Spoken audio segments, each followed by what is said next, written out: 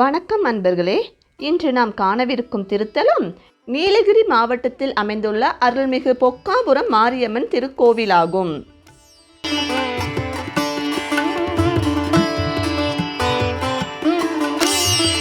இயற்கை எழில் கொஞ்சம் நீலகிரி மாவட்டத்தில் முதுமலை புலிகள் காப்பகத்தை ஒட்டிய சோலூர் மலை அடிவாரத்தில் பொக்காபுரம் மாரியம்மன் கோவில் அமைந்துள்ளது. இங்குள்ள பழங்குடி மக்களின் குல தெய்வமாகவும் அனைத்து மக்களுக்கும் காவல் தெய்வமாகவும் எழுந்தருளி அனைவரையும் காத்து அருள்பாலித்து வருகிறாள் பொக்காபுரம் மாரியம்மன்.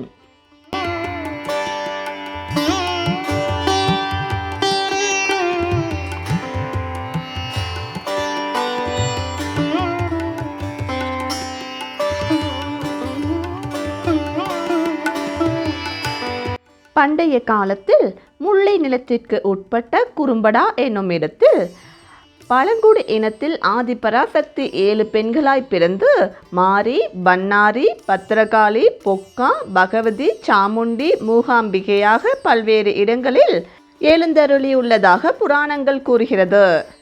சுமார் 700 ஆண்டுகளுக்கு முன்னர் இத்திருக்கோவிலுக்கு பின்புறம் ஆறு ஒன்று ஓடிக்கொண்டிருந்தது. அந்த ஆற்றங்கரைக்கு குளிக்க வந்த பெண் ஒருத்தி அவ்வாற்றில் கல் ஒன்று உருளையாக இருப்பதை கண்டு வீட்டில் அரைப்பதற்கு உதவும் என எண்ணிக்கொண்டு ஒரு பாத்திரத்தினுள் அக்கல்லை எடுத்து வைத்துவிட்டு குளிக்கச் சென்றாள். குளித்துவிட்டு வந்து அந்த பெண் அந்த பாத்திரத்தை எடுத்த போது அப்பாத்திரத்தினுள் வைத்த கல்லானது பாத்திரத்தை துளைத்து கொண்டு பூமியினுள் சென்று விட்டதை அறிந்து பயந்து கொண்டே ஓடலானாள்.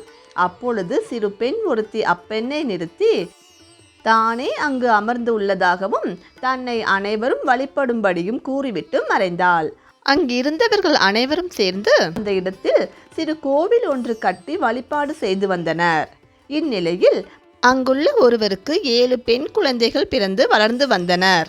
அவர்களின் தாய் இறந்துவிடவே அவன் மற்றொரு பெண்ணை திருமணம் செய்தான். புதிதாக திருமணமாகி வந்த தம் சிற்றன்னையால் தானும் தனது சகோதரிகளும் பெரிதும் துன்பப்படுவதை கண்ட பொக்கா என்னும் மூத்தவள் சந்தர்ப்பத்தை எதிர்நோக்கி காத்திருந்தாள். இந்நிலையில் அவர்களின் சிற்றன்னை அப்பெண்களை கொல்ல எண்ணி மலையின் அடிவாரத்தில் கொடிய மிருகங்கள் வாழும் இடத்திற்கு சென்று மூங்கிலரிசி கொண்டு வரும்படி கட்டளையிட்டாள். பொக்காவும் சிறிது வறுத்த கொள்ளும் அச்சு வெள்ளத்தையும் எடுத்துக்கொண்டு தன் சகோதரிகளை காட்டிற்கு அழைத்து சென்றாள். காட்டிற்கு சென்ற சகோதரிகள் அனைவருக்கும் கரியப்பெட்ட ஐயன் கோவில் அருகில் பொக்கா அவர்களின் பிறப்பினை உணர்த்தினாள். ஒரு பெண்ணை தவிர மற்றவர்கள் அனைவரும் புலிகளின் மீதும் ஒரு பெண் மட்டும் யானையின் மீதும் அமர்ந்து தம் இருப்பிடம் வந்து சேர்ந்தனர். காட்டிற்கு சென்ற தம் பெண்கள் கொடிய விலங்குகள் மீது அமர்ந்து வந்ததை கண்ட முல்லை குறும்பர் அவர்கள் தெய்வ அம்சம் பொருந்தியவர்கள் என கண்டு தாம் செய்த பிழையினை பொறுத்தருளும்படியும் தன் மனைவிக்கு நல்ல புத்தியை தரும்படியும் வேண்டினார். அன்னையும் அனைவருக்கும் அருளாசி வழங்கிய பின் தாம் இந்த அவதாரத்திலும் 7 கன்னியராய் பிறந்துள்ளதாகவும் தம் சகோதரிகளை அவர்களின் விருப்பப்படி அவர்கள் விரும்பும் பகுதிகளுக்கு சென்று அமர்த்திவிட்டு வருவதாகவும் தானும் தனது கணவருமாகிய கரியப்பெட்ட ஐயனுடன் அவர்களுக்கு காட்சியளித்த மாசி மாதம் கால நட்சத்திரத்தில் தானும் தனது சகோதரிகளும் அனைவருக்கும் காட்சியளிப்பதாக தெரிவித்து அதன்படி மசினியை மசினக்குடியிலும், மாயாவை அதாவது சிக்கம்மாவை மாயாரிலும், சொக்கநல்லியை சொக்கநல்லியிலும், யானையின் மீது அமர்ந்து வந்த அம்மனாகிய ஆனைக்கல் அம்மனை ஆனைக்கல் என்னும் இடத்திலும், சிறி என்னும் அம்மனை சிறியூரிலும், மாசி என்னும் அம்மனை ஆனைக்கட்டி அருகிலும் அமர்த்திவிட்டு வந்தாள். இன்றும் மாசி மாதம் சோலூர் பெருமக்கள் நடத்தும் விழாவிற்கு மேற்கண்ட அனைவரும் எழுந்தருள்வதாக ஐதீகம் உள்ளது.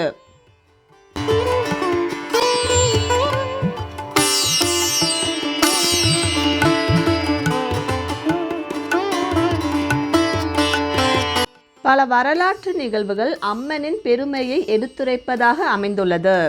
இன்றைய கேரள நாடு அக்காலத்தில் சாஸ்திர பூமி என வழங்கப்பட்டு வந்தது. அக்காலத்தில் பரசுராமர் வழிவந்த தந்திரிகள் தாங்கள் கற்ற மந்திர தந்திர வித்தைகளால் உலகையும் நடுநடுங்க வைத்து கொண்டு இருந்தனர். தாங்கள் பெற்ற தவ வலிமையால் மும்மூர்த்திகளின் அம்சங்கள் உள்பட பல தெய்வங்களை ஆவாகாரம் செய்து செருக்கு மிக கொண்டு தவறான வழிகளில் தாம் பெற்ற சக்தியை பயன்படுத்தி வந்தனர். அவ்வகையில் அவர்கள் தங்கள் சக்தியை அதிகரிக்க இங்குள்ள ஆற்றங்கரையில் யாகம் நடத்தும் பொழுது முல்லை குறும்பர் வாயிலாகவே அவர்களது செருக்கினை நீக்கி அவர்கள் பெற்ற தவ வலிமைகள் அனைத்தையும் தாரை வார்த்து கொடுக்க செய்தார் அன்னை. தவ வலிமை அனைத்தையும் இழந்த தந்திரிகள் உடல் பிணியால் அவதியுற்று உடற்பிணி நீங்க வேண்டி நின்றனர். முல்லை குறும்பரும் பராசக்தியினை வேண்ட பராசக்தியும் கலசத்தில் தீர்த்தம் எடுத்துக்கொண்டு முல்லை குறும்பர் தலையில் கலசத்தை தாங்கி வரும்படியும் தந்திரிகள் அனைவரும் குறுக்காக படுத்து கொள்ளும்படியும் கலசத்தில் உள்ள தீர்த்தம் அவர்கள் உடலின் மீது படும்பொழுது பிணி நீங்க பெறுவர் எனவும் கூறிவிட்டு மறைந்தாள். இன்றும் இந்த மரபு தொடர்ந்து கடைபிடிக்கப்பட்டு வருகிறது. இத்திருத்தலத்தில் தந்திரிகள் செய்த மந்திர உச்சாடனங்கள் அனைத்தும் சக்தியற்று போயின. மந்திர தந்திர வித்தைகளுக்கு அப்பாற்பட்ட இத்தெய்வத்திற்கு அர்ச்சனை மற்றும் திருக்கோவிலினுள் அபிஷேகம் 6 கால பூஜை முறைகள் முதலிய மரபுகள் பின்பற்றப்படுவது இல்லை. இரகசிய முறையில் தந்தை மகனுக்கு என்ற முறையில் பூஜா விதிகள் அனைத்தும் கற்றுக் கொடுக்கப்படுகிறது.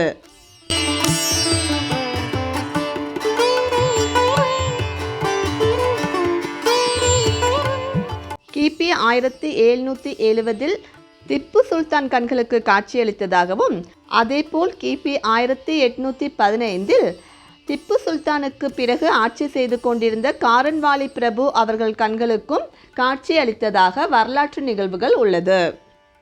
அது மட்டுமில்லாது சுமார் 100 ஆண்டுகளுக்கு முன்னர் மந்திர தந்திர வித்தைகளை கற்ற ஒருவன் திருவிழா காலத்தில் இக்கோவிலுக்கு வந்து செவ்வாய்க்கிழமை மாவிளக்கு பூஜை முடிந்த பின் என்ன செய்கிறார்கள் என்று காண கோவிலின் முன்புறம் இருந்த மரத்தின் மீது ஏறி அமர்ந்து உற்று நோக்கியுள்ளான். அவன் பார்வையை பறிகொடுத்து மீண்டும் அன்னை அருளால் பார்வை பெற்ற நிகழ்வும் இத்தலத்தில் நிகழ்ந்துள்ளது.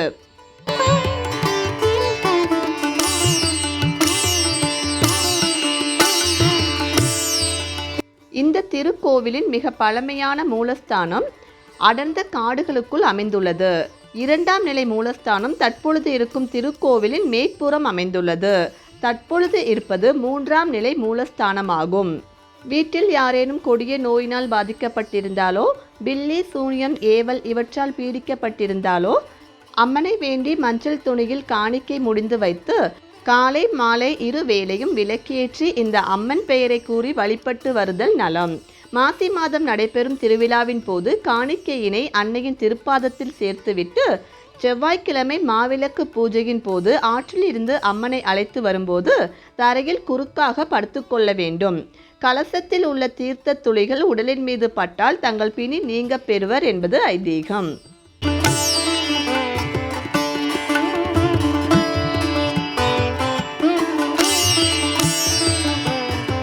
இத்தலத்தில் மாசி மாதம் நடைபெறும் திருவிழா மிகவும் பிரசித்தமானது.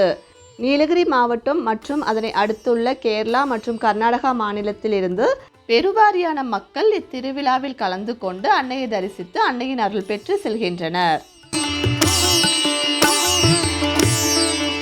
இத்தனை சிறப்பு மிக்க இந்த பழமையான திருத்தலத்திற்கு எப்படி செல்வதென வரைபடம் மூலம் பார்க்கலாம் வாங்க. இந்த பொக்காபுரமானது மசனக்குடியிலிருந்து 6 கிலோமீட்டர் தொலைவில் அமைந்துள்ளது. இந்த மசனக்குடி ஊட்டியிலிருந்து 29 கிலோமீட்டர் தொலைவிலும் கூடலூரிலிருந்து 30 கிலோமீட்டர் தொலைவிலும் அமைந்துள்ளது.